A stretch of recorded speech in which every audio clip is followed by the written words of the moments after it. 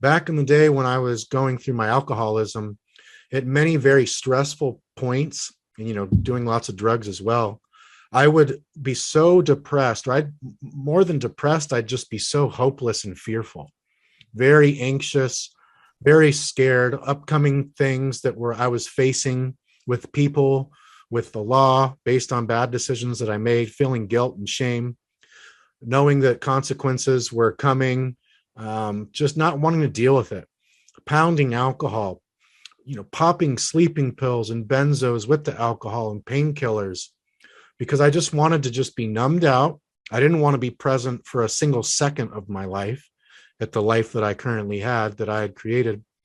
And I wanted to be asleep a lot of the time. There was one phase where I had just broken up with a girlfriend. And even though it broke her heart, it broke my heart too. I'm really empathic like that. And even though I broke up with her, it was my decision.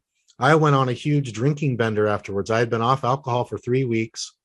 I broke up with her because, our relationship was just tied around alcohol and just drinking all day. And after I had 3 weeks off, I was like, what am I doing with this girl? This is just a drunken relationship. So I ended it, and she freaked out, said she was going to, just said all these crazy things that just made me feel horrible. So I felt so bad that I just went and got hammered. There was a beach party that day, a keg party down at Sunset Cliffs at this beach called No Surf. And on an empty stomach from about noon until sunset, I was drinking a keg of Sierra Nevada Pale Ale. Then we all go to some party out in East County, and I'm drinking Jack Daniels and Pepsi. All of a sudden, I black out and I wake up in the hallway of the hotel where the party was at. And I'm like in this hallway, who knows what time it is, 3 or 4 a.m. I start pounding on the door. No one's letting me in. How did this happen? So I go walk out of there, find a bus stop. The bus isn't running. And I just sit there at the bus stop. There's a 7-Eleven close by. As soon as 7-Eleven opens, I go in there and buy a 40-ouncer of Mickey's malt liquor. And I buy a V8 and I make a poor man's Bloody Mary. And I brown bag it and I take it back to the bus stop and I start chugging it. The bus comes. I get on the bus, get all the way home back to Ocean Beach, get in my house finally. And I popped a bunch. I asked my roommate, can I have some of your sleeping pills? He's like, yeah, go ahead. I popped 2 or 3 of them, finished off the Mickey's. And then for the next probably week straight, Chris, every time I woke up, I would just take a few more sleeping pills and drink 5 or 6 beers. And then I would, for about a week, I was sleeping about 22 hours a day. That's how depressed and like not wanting to deal with life I was. So, and that was around the age of 25, probably. So going from that, a life that not only I didn't want to be present for, but I didn't even want to be awake for. I wanted to just be asleep all the time, because every time I woke up, it's like, oh, fuck this. Let me get back to sleep as soon as possible. Woo. To now be at a place where, like you, but not to the extent as you, because I love to go to sleep. But there are many nights where I don't want to go to bed. And because not only do I love to be present for this life, but I wish that, I could be like similar to a vampire, to where you don't need to sleep at all and you have tons and tons of energy. Of course, then you couldn't get sunlight and all those things. So I wouldn't want to be a vampire, really. But wouldn't it be cool if you didn't have to sleep at all? Or you could if you wanted to, but you didn't need to. That's a completely different life, to one where you don't want to even be awake, let alone be present, to one that you don't even want to go to sleep because you just want to keep being so present and just sucking all the juice and joy out of life and helping people and learning new things and being creative and having fun and being in love. Completely different lifestyles. One, for me, was drugs and alcohol. And this one is, Chinese herbs and, essential oil crystal candles and essential oil diffusers and exercise and natural sunlight and barefoot walking and, dozens and dozens of other things, most of which I wasn't doing back then. Yeah. As you were telling that, and you're a great storyteller, by the way. I feel like I'm watching a movie or something when you're talking. Mm-hmm. I was thinking about my experience when I lived in New York. And I had several phases of drinking, relatively light, heavy, and then horribly heavy.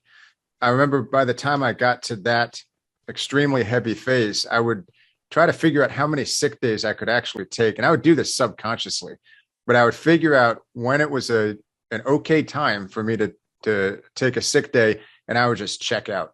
And I would wake up in the morning. Of course, I would convince myself I had the flu because I had probably a cytokine storm from all of the alcohol that I'd consumed the night before. So my subconscious mind would lead me to drink an insane amount and stay up till 5 a.m. drinking.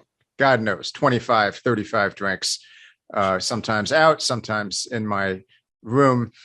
And I would literally incapacitate myself such that I could not go to work even if I wanted to. So I'd have to, quote, have to take my sick day. I'd call them, hello, yeah, I can't make it. I have the flu again. It's been 3 weeks, but I have it again. And that's out of the way. Throw the BlackBerry that I had at the time into the closet so no one could reach me. I would have a deli deliver an egg sandwich that they probably made with like shitty seed oils or whatever, and like an orange juice, just a ridiculous breakfast. And then I would open up a bottle of vodka that I would have well prepared. I was always well prepared with that. Have in my freezer, and just start drinking. Have mindless TV. Wait for that artificial buzz to reach a certain level. Look out my window. It's such a wonderful world. This is great. But it was all fake. It was fake, toxic, artificial bliss. And then as it started to go down, I hated the feeling of alcohol wearing off. I hated it. It was probably because I was such a hypoglycemic too. So my blood sugar was either up here and I felt amazing for 20 minutes that felt like 2 hours, and then it would start crashing down. So I could either drink more, or if I couldn't drink more, which there was a point at which I couldn't drink more, despite my enormous tolerance, I would then lay down and pass out for like 2 hours. And then I would get up and feel actually sick again and groggy.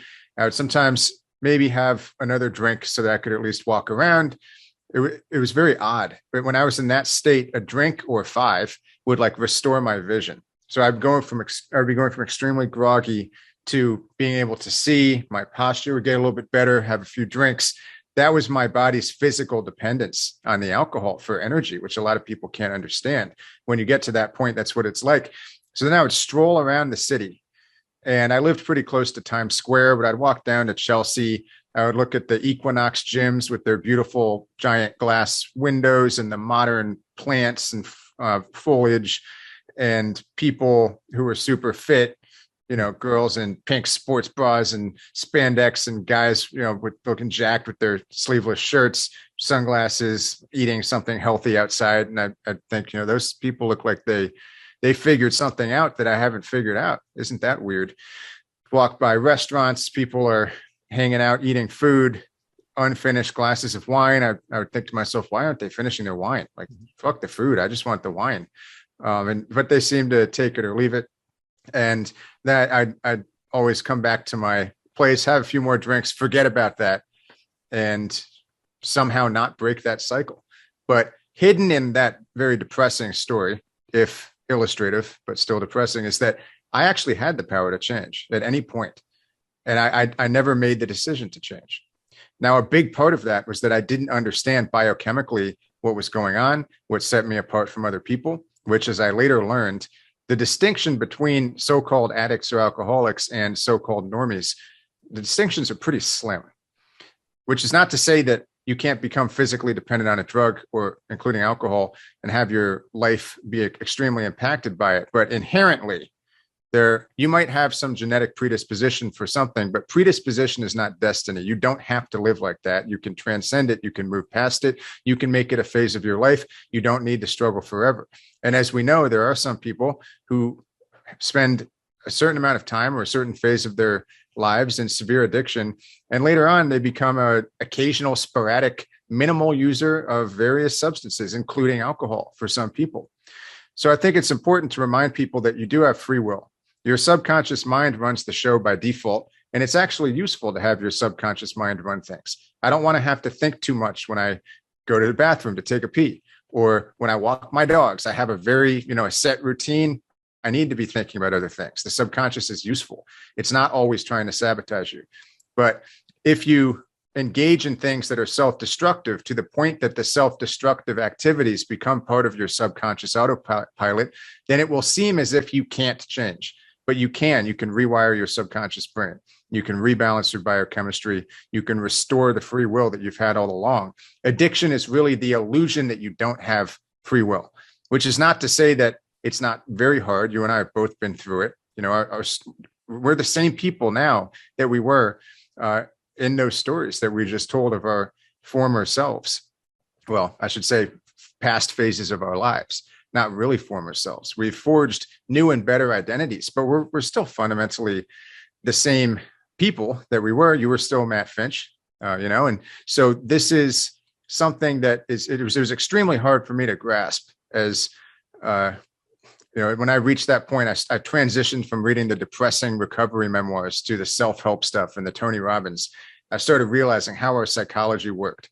I read all sorts of books on neuroscience and nutrition and psychology. Started realizing, there's a body-brain system. There's a mind-body system. There's a subconscious mind. And then, of course, there's a rational mind and there's free will. And all of these things can be healed together. And you can actually learn a lot from the depressing phases of your life. It doesn't have to be some kind of albatross that you carry with you forever.